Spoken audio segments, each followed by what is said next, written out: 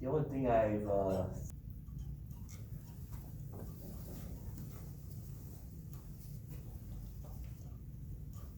take that as a note.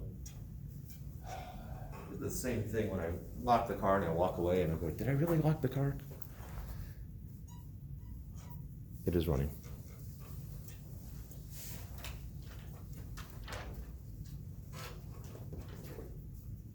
So let's talk about all the things that you've learned that are wrong. Okay.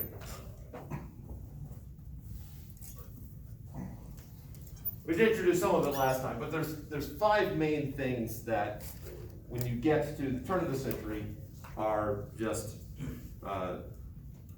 problem areas.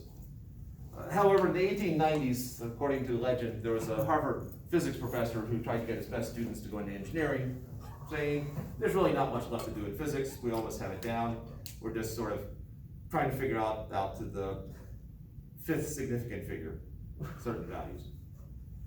By 1905, there's two major things that have popped in: special relativity, the framework of general relativity, I guess that counts as 2 right there, and then one more, quantum physics, have all gotten sort of born within that small little time period at the turn of the century.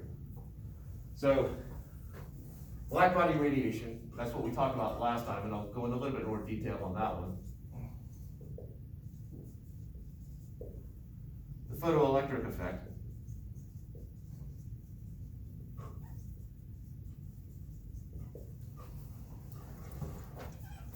Pelton scattering.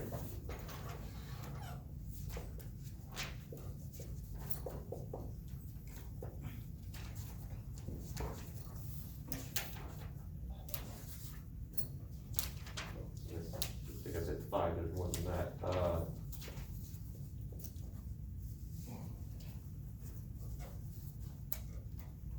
X-rays, or what is known as Rimstrahlung. No way I'm going to spell that off the cuff. oh yeah, breaking radiation. I think there's 2 S's there. Rimstrahlung. Basically, it's photoelectric effect in reverse. Specific heat. Oh, I remember that from chemistry. The discrete spectra. And then ultimately the question of why doesn't the electron crash into the nucleus?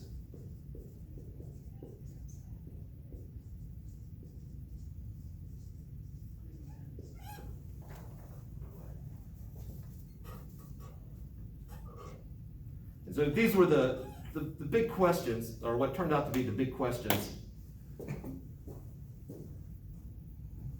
And so the black body radiation is that if you look at the energy coming out of it, and there's a lot of different variations of it versus frequency or versus wavelength, the graph looks very similar, that what you see is basically a curve looking like that. Now the curve shifts depending upon the temperature, and so this is how we get an idea of how hot stars are by, the dominant light is whatever this frequency is right here, and at other temperatures, the dominant light is at a different temperature, but we are not being fried. That for the classical prediction, as mentioned 2 days ago, was that at a particular temperature, the frequency should shoot off like that. Or sorry, the energy as a function of frequency should shoot off like that.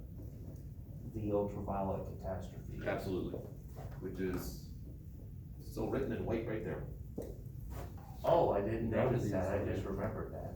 Yeah. The graph is still there. Yeah. You drew it right on it. Yeah, I actually cleaned the board since class on Tuesday. This is left over from last night. The photoelectric effect. If I take a metal right here and I shine light onto it, that's a light, that electrons will come off of it. And so I can have a little detector right here which detects the electrons coming off of it. And part of the problem is that there are a couple observations that we have.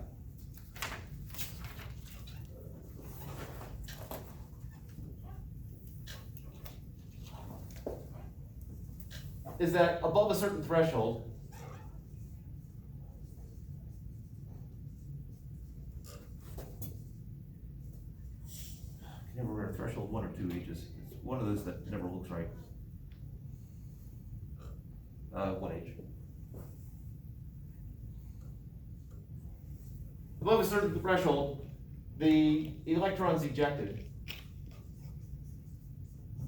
is proportional to the intensity of light. There's nothing strange about that, but it is an observation. So once I have electrons flowing, if I try to shine a brighter light on it, I'll get more electrons flowing. That works. Below this threshold, what a frequency threshold. Below the frequency threshold,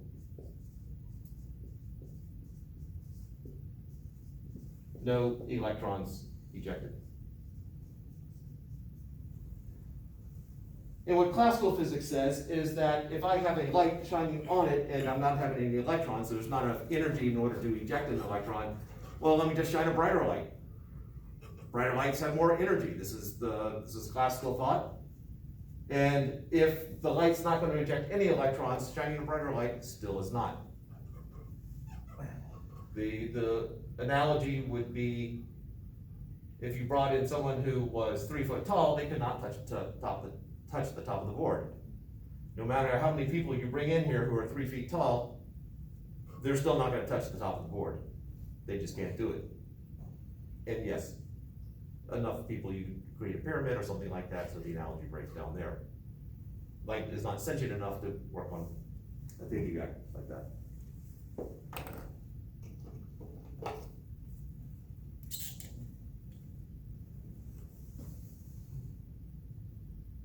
Well, those are actually the 2 main things. We'll get into a little bit more detail on that one.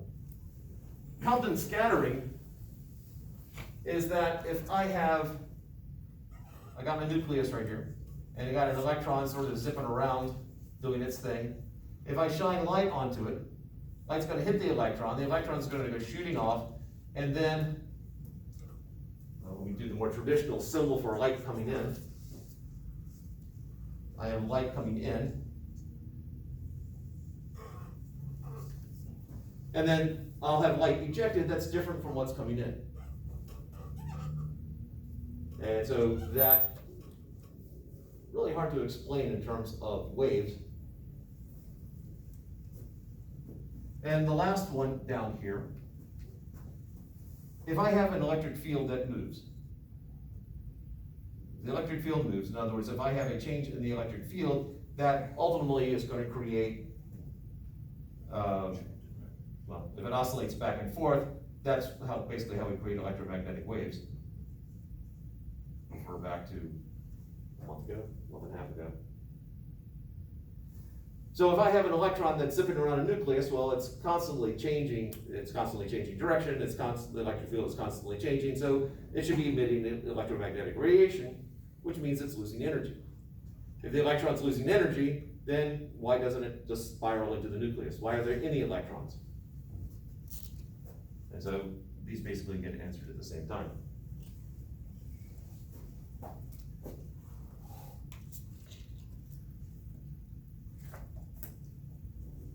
So let's start to answer some of them.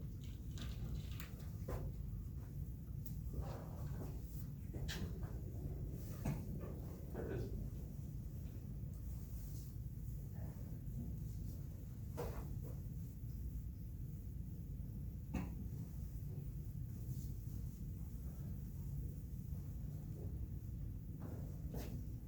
All right, so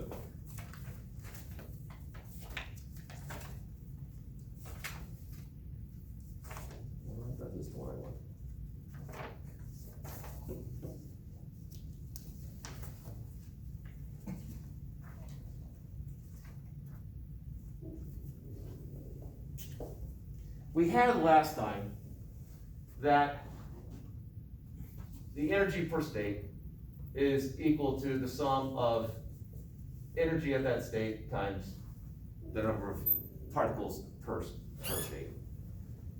That's sort of average energy. And this eventually morphed into integral of some average energy that's symbol for average, times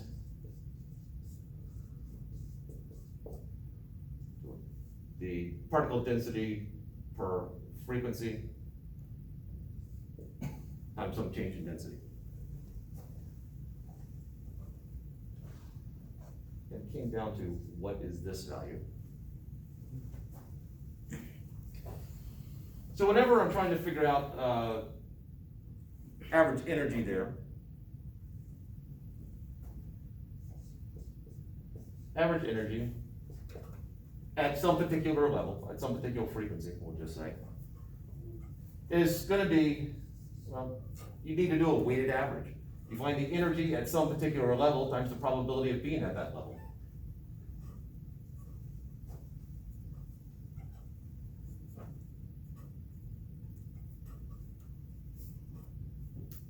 And so let's concentrate on probability. If I flip a coin, what's the probability it will come up heads? 50. All right, so 1 out of 2, because I'm looking for one particular case, and there's 2 possible, so I got a half chance. If I randomly drew a name out of a hat, there's 6 of us in here, so there's 6 possible outcomes. What is the probability that I will draw your name if it's random? 1/6. Yeah, because I'm looking for one outcome divided by however many possible outcomes. So probability ultimately is just number of target outcomes over total possible number of total possible outcomes.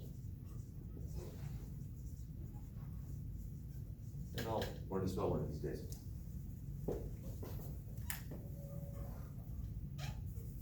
So the probability that I'm going to be at some particular energy level,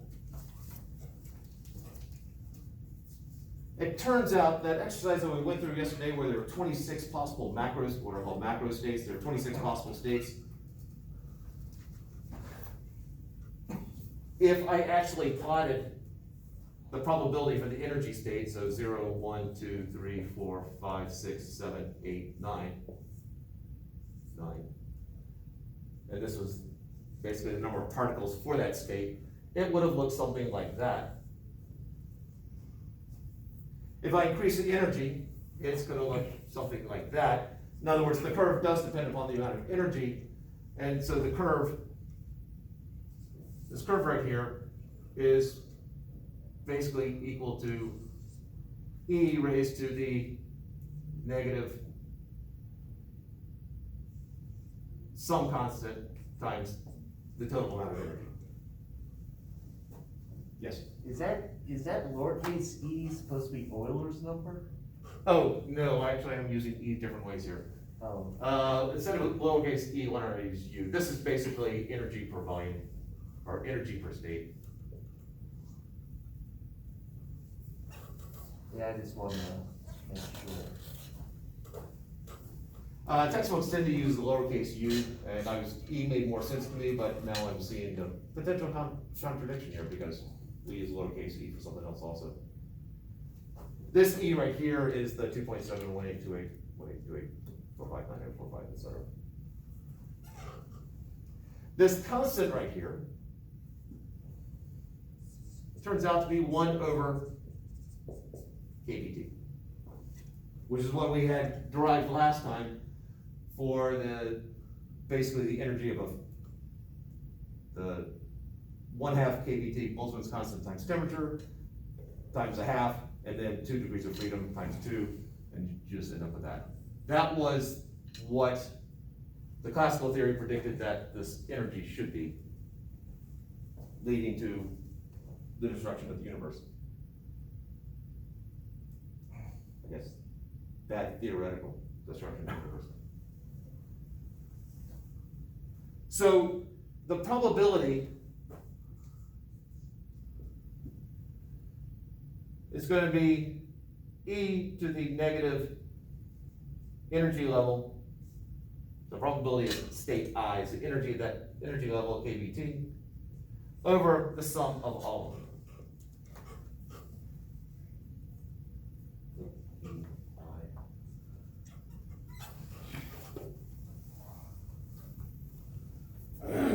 Now, there's a writing issue here.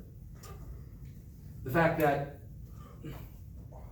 I got E raised to something like this, and it gets sort of a nuisance if I have to write it in a confined space. And so there is an alternate way of writing E to the negative EI over KBT, and that's just writing EXP negative EI over KBT. So if you ever see EXP, this is just E raised to whatever comes after it. I don't know, have you seen this notation before? First time. Okay. It's exciting, isn't it? You could say that. Yeah.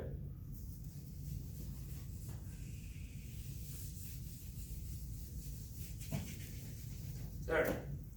So, Planck sees the curve, comes up with a formula which works, and doesn't know why. All he knows is that it matches.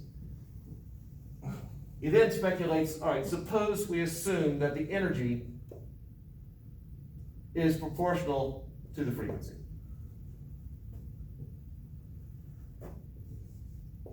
And so what he comes up with is that the energy is some multiple of frequency, where h right here is basically a constant of proportionality. N is some integer, h is the constant of proportionality, and f is frequency.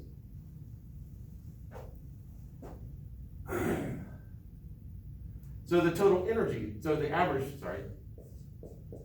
energy at some particular frequency is going to be, well, our NHF,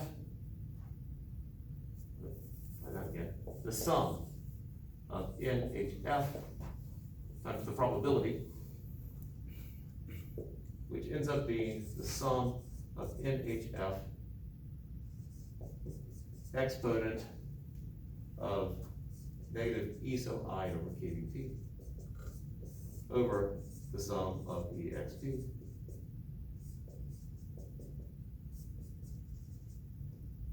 the subscript B. So this is a starting point.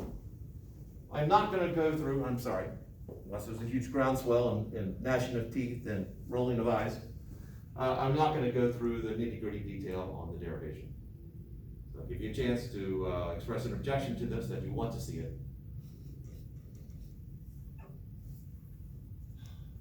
One of these days I'm going to have the class go, no, I want to see it. Yes, and then everyone else uproar.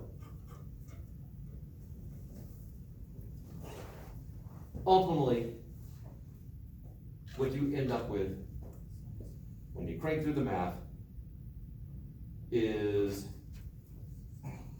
this number h divided times frequency over exp hf over abt minus 1. That's the expected energy.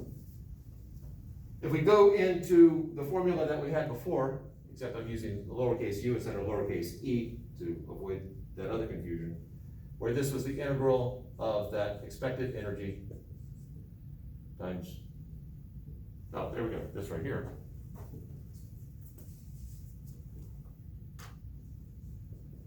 We now have this in here, hf over the exponent, hf over kBt minus 1, times the density of states, which I flashed up yesterday, did not derive, but again, I'm going to deprive you of that.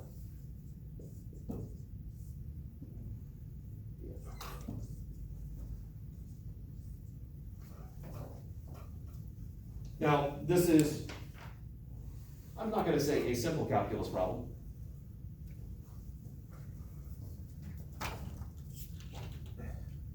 Because we have frequency squared here, we have frequency there, so we've got a frequency cubed. Ultimately, we're going to end up with some constant up front, something up front, And then F cubed over e to the hf over kBt minus 1 df. I got frequency on top, frequency on bottom. Solving this is not simple. Well, it depends on how you want to go about it. If we look at all the frequencies, does this thing blow up to infinity like the last time? This right here, you can actually look up. And this right here is equal to just this part, pi squared over 15. Naturally. The important thing is it's a finite number.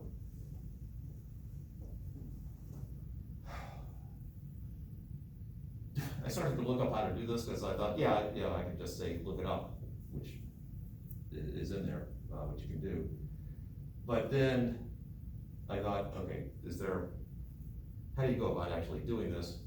And so I started looking through, trying to find help to see how to solve it, and eventually came upon contour integrals. Now, I know you've had calculus. I suspect contour integrals was not mentioned. Nope. I did contour integrals as part of a class over 20 years ago. I have not done them since. They were not part of my dissertation, not something that I had to do. It's something that theorists dealt with. And so I started to teach myself contour integrals again. I have not gotten to the point where I can solve it other than I've looked it up. So that's how I solve it.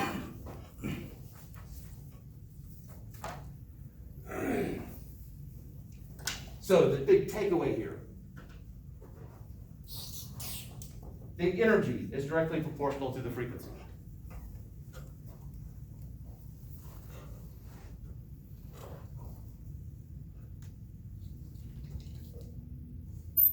And now we just generally write the energy of a photon is equal to h times the frequency.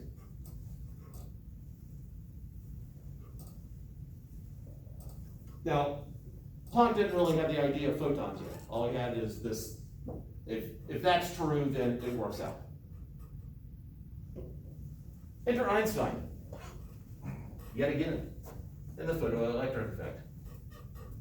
This was the last thing Einstein did before the Nobel Prize Committee finally said, we can't deny the guy any longer. We got to give him a Nobel Prize.